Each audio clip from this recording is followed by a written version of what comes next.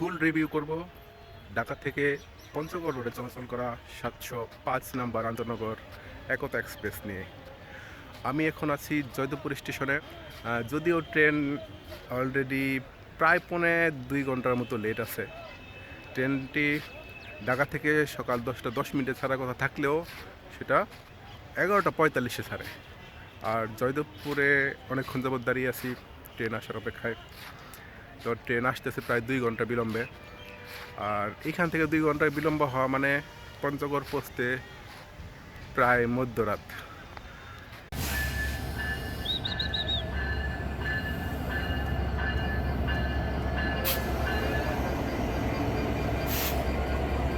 প্রায় 2 ঘন্টা বিলম্ব নিয়ে জয়দেবপুর স্টেশন আসছে 705 নম্বর আন্তনগর। আমাদের কোচ ক খ।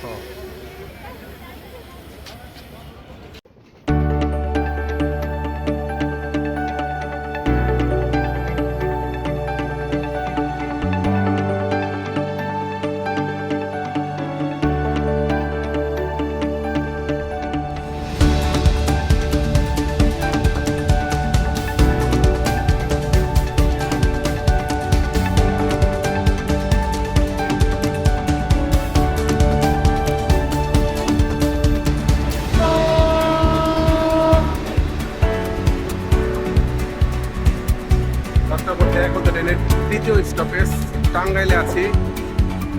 এখন এখানে ট্রেনের বিলম্ব 2 ঘন্টা।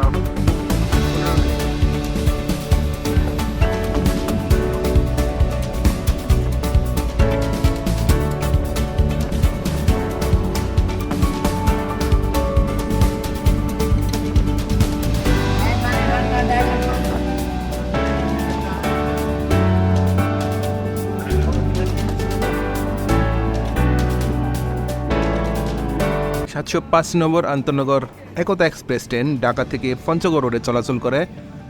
সকাল 10টা 10 মিনিটে ঢাকা ছাড়ে এবং রাত 9টায় পঞ্চগড় পৌঁছে। মধ্যবর্তীতে তার 22টি স্টপেজ। ঊর্ধ্বগামী একতা বা 705 নম্বর একতা, যেটা ঢাকা থেকে পঞ্চগড় চলাচল করে দিনের বেলায়, সেটার 3টি শ্রেণীর আসন রয়েছে। স্নিগ্ধা বা এসি চেয়ার, ভাড়া জনপ্রতি 1053 টাকা। এসি কেবিন বা এসি সিট জনপ্রতি ভাড়া 1260 টাকা। এবং নন এসি চেয়ার বা শোভন চেয়ার জনপ্রতি ভাড়া 550 টাকা।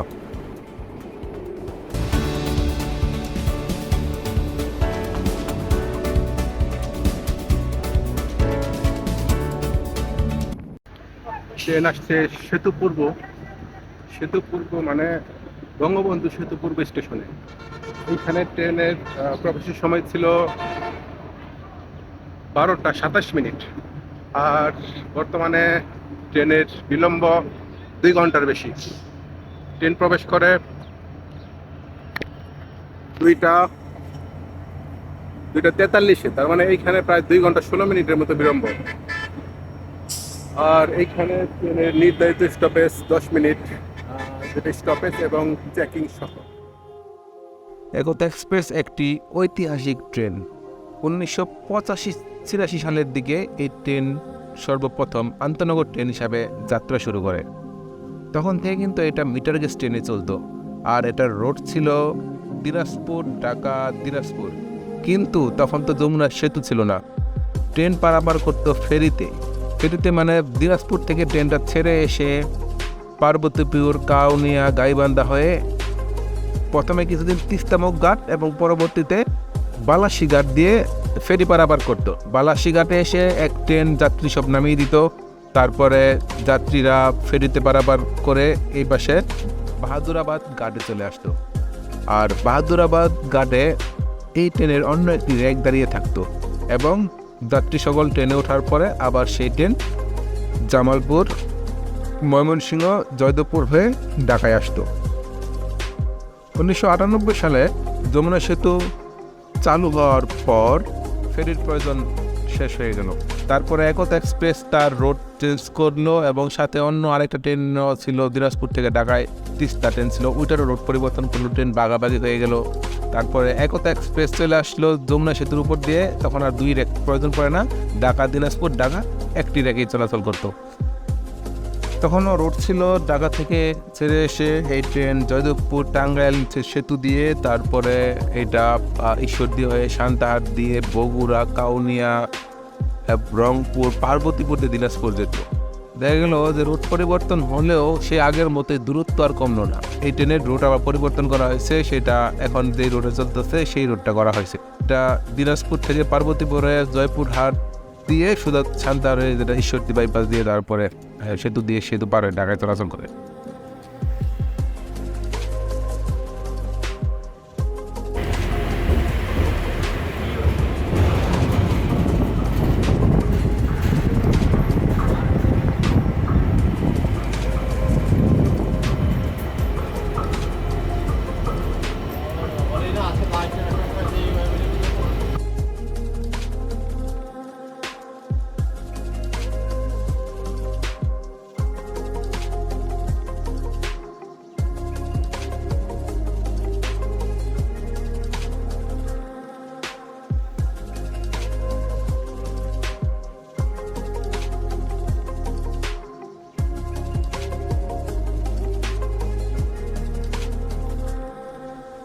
আমাদের আজকে ট্রেনের বিলম্ব এখনও পর্যন্ত 3 ঘন্টা।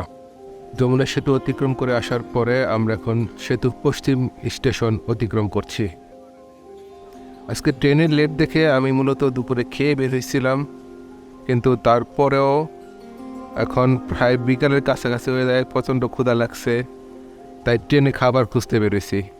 ট্রেনে দুই পাশে 2টা খাবার গাড়ি যুক্ত আছে, যেখানে দুপুরের ভালো খাবার পাওয়া যায়। তো আজকে নিজের কেবিন ছেড়ে এখন আমি খাবার গাড়িতে আসছি। দুপুরের লাঞ্চ এখানে যেটা থাকে, সাদা ভাতের সাথে মাছ থাকে, ডাল থাকে, অথবা চিকেন বিরিয়ানি, পোলাওর সাথে মুরগির রোস্ট দেওয়া হয়।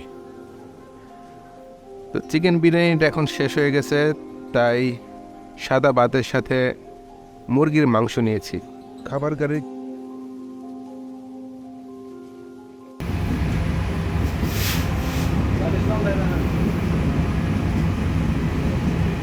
ক্যাটারিংয়ের লোকজন যদিও ট্রেনে করে খাবার দিয়ে আসে, কিন্তু আমরা একটু আরামে বসে খাওয়ার জন্য একদম খাবার গাড়িতে চলে আসছি। এখানে একটু টেবিল আছে, এই টেবিলে বসে খাওয়া যায়।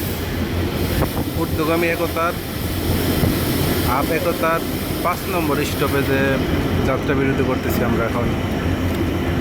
এইখানে ট্রেন আসার কথা ছিল দুপুর 1:03, কিন্তু ট্রেন আসছে বিকাল 3:10 দিকে। তার মানে 2 ঘন্টা সামথিং বিলম্ব। আর এই স্টেশনের নাম শহীদ এম মনসুর আলী স্টেশন, যেটা সিরাজগঞ্জ জেলায় অবস্থিত।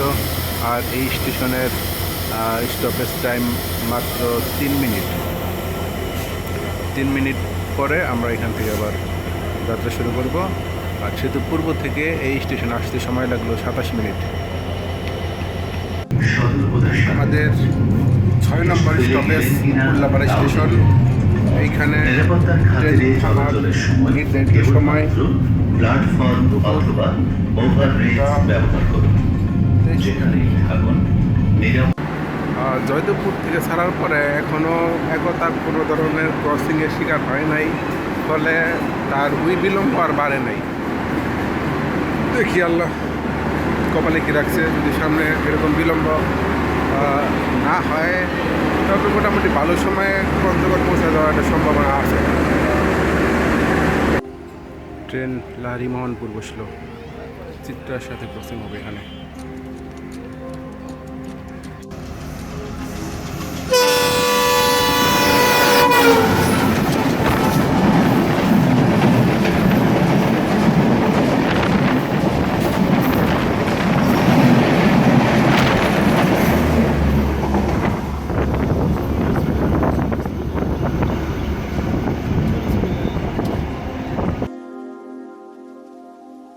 এখন যে কোচ দিয়ে চলাচল করে পিটি ইনকা কোচ এইটা কিন্তু যুক্ত হয় 2015 সালের দিকে। তখনও একতা এক্সপ্রেসের রুট ছিল দিনাজপুর থেকে ঢাকা, কিন্তু 2018 সালের দিকে এসে এই ট্রেনের রোড বর্ধিত হয়ে পঞ্চগড় থেকে ঢাকা রোডে চলাচল করে। এর মাঝখানে পঞ্চগড় থেকে ঢাকায় চলাচল করার আগে কিছুদিন পঞ্চগড় থেকে কানেক্টিং শাটল দিয়ে দিনাজপুর আসতো এবং দিনাজপুর টু ঢাকা এই ট্রেনের যাত্রী চলাচল করতো। তখন সপ্তাহে একদিন ছুটির দিন ছিল একতা এক্সপ্রেসের। পরবর্তীতে পঞ্চগড় পর্যন্ত বর্ধিত হওয়ার পর এখন এই ট্রেন পঞ্চগড় থেকে ঢাকায় চলাচল করে সপ্তাহে 7 দিন।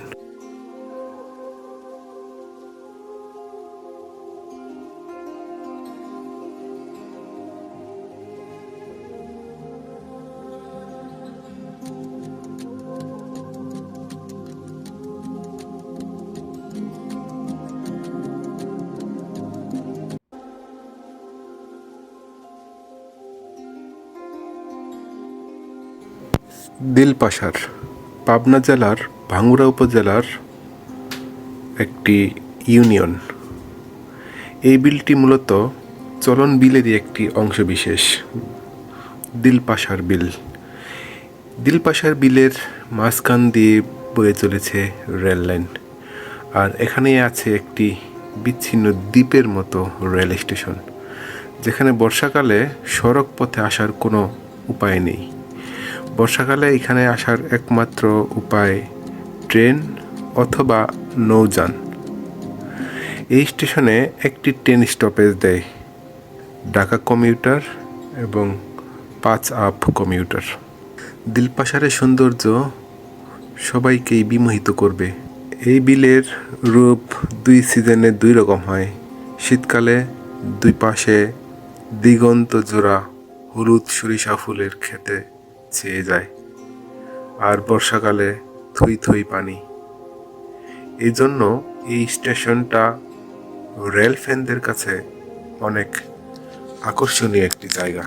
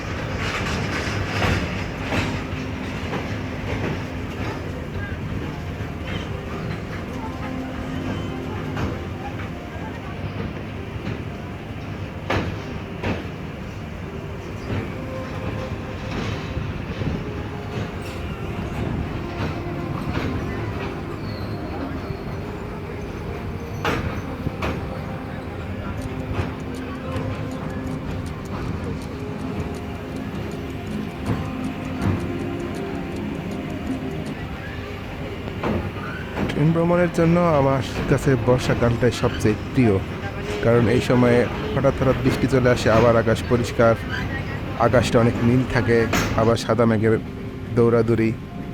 আর এখন সিটের পাশে যে জানলা দিয়ে তাকিয়ে আছি, মনে হচ্ছে যেন 42 ইঞ্চি একটি এলইডি টিভি আমার সামনে, আর ওই পাশে সবুজ মাঠ, সব কিছুই সবুজ।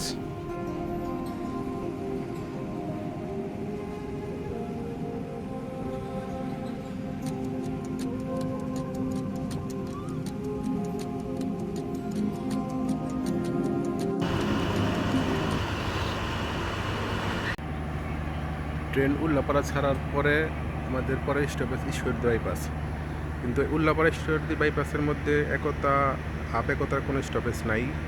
তারপরে মোটামুটি এখানে আসা দুইটা ক্রসিংয়ের শিকার হইলাম, এক লাহারি মোহনপুরে চিত্রা এক্সপ্রেস, এবং এখানে বসাইছে সম্ভবত দ্রুতগান আসবে। ট্রেন আসলে দেখতে পারবো কোনটা আসতেছে।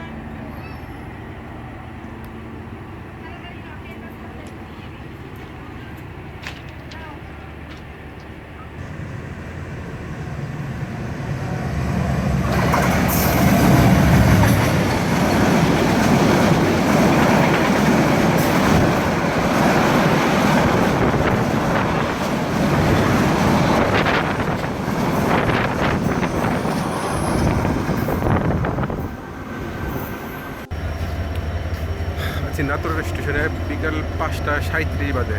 এইখানে ট্রেন থাকার কথা ছিল বিকাল 3:10-এ। ট্রেন অলরেডি 2 ঘন্টা 30 মিনিটের মতো লেট আছে। আর এর আগের স্টেশন ছিল ঈশ্বরদী বাইপাস, আর মাঝখানে অনেকগুলো ট্রেনের ক্রসিং হয়েছে। আজকে আমাদের সাথে যাত্রা সঙ্গী আছে ব্র্যান্ড নিউ এক আমেরিকান লোকোমোটিভ 6615। আর আজকে আমার যাত্রার সময় ট্রেনের র্যাকটা একদম নতুন। পঞ্চগড়ে বেজে মোটমাট 4টি র্যাক, তার মধ্যে এই র্যাকটা সবচেয়ে নতুন। এটা সাবেক বেনাপোল এক্সপ্রেসের সাথে যুক্ত ছিল, পরবর্তীতে বেনাপোল এক্সপ্রেসকে পুরাতন একটি র্যাক দিয়ে নতুন র্যাক এখানে স্থাপন করা হয়।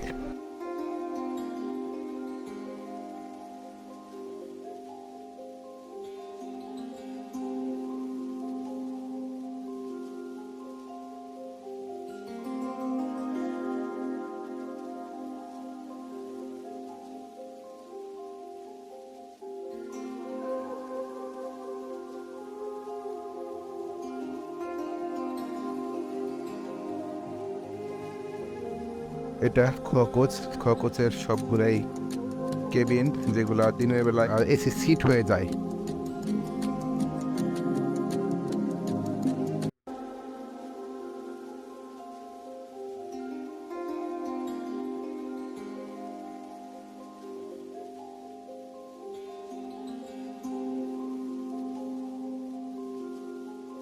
আমাদের পরবর্তী স্টপেজ সান্তাহার, কিন্তু সান্তাহারের আগে এখনও আমরা নাটোর জেলায় অতিক্রম করছি। নাটোর জেলার এই পাশটা চলনবিলের একটি অংশ।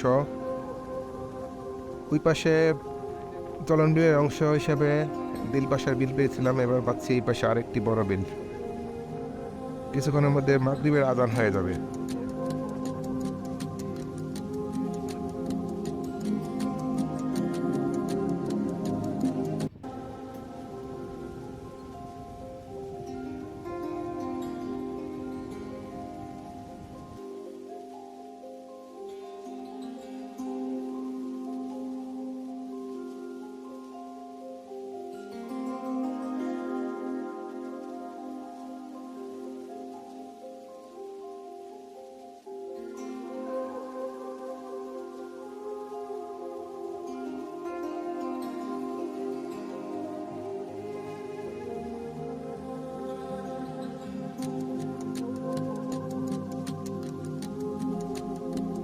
কিছুক্ষণ আউটারে দাঁড়িয়ে থাকতে হয়েছিল। এখানে একটি আন্তর্জাতিক ট্রেন প্রবেশ করছে।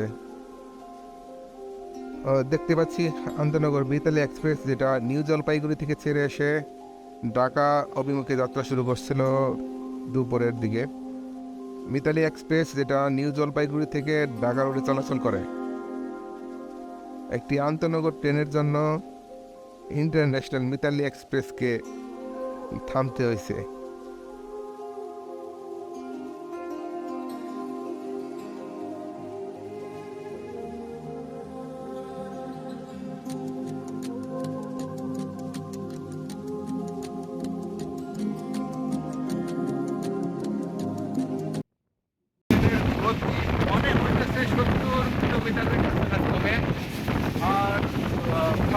হয়েছে ট্রেনের বিলম্ব হয়ে গেছে প্রায় 3 ঘন্টার কাছাকাছি। 3 ঘন্টার মতো হবে না, মোটামুটি 2 ঘন্টা লেটে যখন জয়দেবপুর থেকে পার হলাম, তারপরে খুব বেশি একটা বিড়ম্বনায় পড়তে হয় নাই। একবারে পাবনার দিকে আইসা লারিমন প্রথম ক্রসিং করি, তারপরে আর কয়েকটা ট্রেনের ক্রসিং ছিল, কিন্তু তাদের জন্য আমার তেমন একটা কষ্ট হয় নাই। আর এক্সট্রা টাইম বসার কোনো এখনো তৈরি হয় নাই, যদিও এই একতাকে খুব একটা ভালো চোখে দেখা হয় না। পরে সাধারণত বাইক চালানো হয় বেশি, রোডগুলোতে ক্রসিংয়ের যন্ত্রণাটা বেশি হয়। তারপরেও মোটামুটি ভালো সার্ভিস দিচ্ছে, যদিও লেট স্টার্ট ছিল আজকে একতার। এখন সন্ধ্যা হয়ে এসছে প্রায় 6টার কাছাকাছি। সামনে সান্তাহার স্টেশন, তারপরে জয়পুরহাট, পার্বতীপুর হয়ে দিনাজপুর হয়ে আমরা পঞ্চগড় যাবো। মোটামুটি এখন এখান থেকে পঞ্চগড় শেষ স্টেশন পর্যন্ত পৌঁছাইতে আরও প্রায় 6 ঘন্টার মতো লাগতে পারে। এই ট্রেনটা নর্মালি রাইট টাইম পঞ্চগড়ে রাত 9টা, কিন্তু আজকে মনে হইতেছে রাত্রে 12টা বাজবে।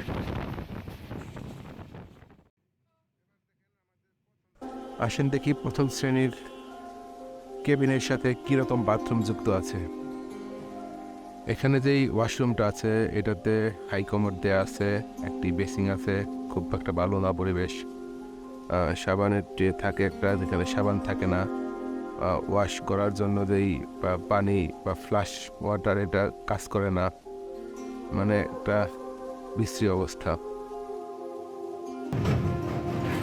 আত্রাই নদী ভিডিওটা নিতে পারলাম না, তো আত্রাই নদীর পাশেই আত্রাই স্টেশন অতিক্রম করতেছি, আর ওদিকে মাগরিবের আজান চলতেছে। এখানে একতার কোনো স্টপেজ নাই। আমাদের পরবর্তী স্টপেজ সান্তাহার, কিন্তু ট্রেনের যে গতি দেখে মনে হইতেছে আত্রাই অথবা আহসানগঞ্জ এই নামে ট্রেনকে দেখা হয়, ওইখানে দাঁড়াবে। ও ওইখানে একটা ট্রেন দাঁড়ানো আছে আহসানগঞ্জের বাইরে লুপ লাইনটাতে। লাইন এখনো ক্লিয়ার হয় নাই।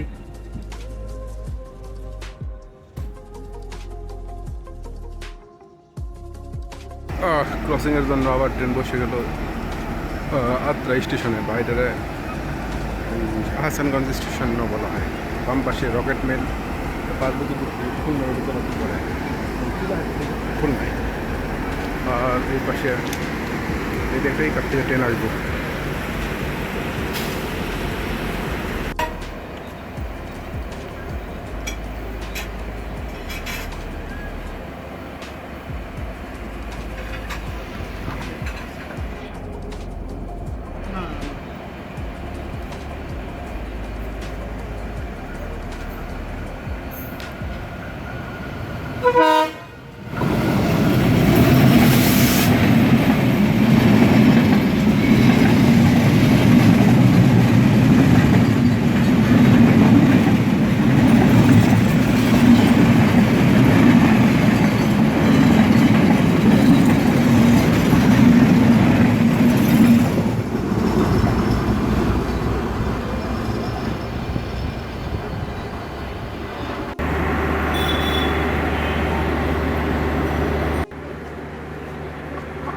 সন্ধ্যে 7টা, ঢাকা থেকে 12:15 সময় ছাড়ার পরে এখন বাজে 7টা, তার মানে প্রায় 7 ঘন্টার মতো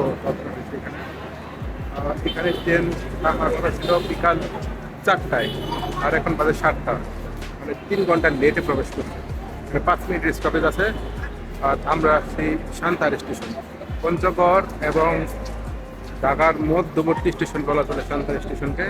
মানে আমার যাত্রা করতে মাত্র অর্ধেক শেষ হলো। এইখানে আমার একটা প্রিয় কলিজার ছোট ভাই ফিরোজ খান প্রায় 11 ঘন্টা জার্নি করলাম।